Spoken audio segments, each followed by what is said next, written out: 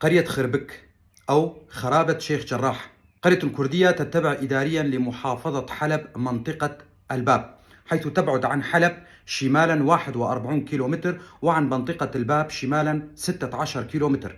أهالي القرية من عشيرة شيخان الكردية وهم من جد واحد، عدد سكانها حوالي 100 شخص يتكلمون اللغة الكردية لغتهم الأم. أهالي القرية أقرباء لأهالي قرية شيخ جراح من عائلة معمو، ومن الوجهاء المعروفين فيها شيخ سعدو.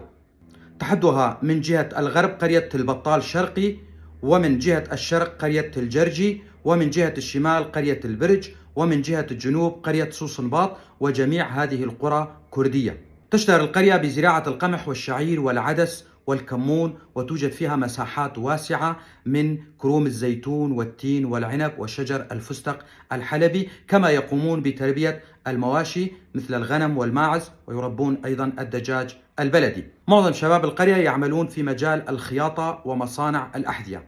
وصلتني هذه المعلومات من السيد محمد الأحمد أحد أبناء المنطقة، وأنا ألقيها بصوتي. أنا علي عبد الله كولو، محام من منطقة درباسية. كل التحية لأهلنا في قرية خربك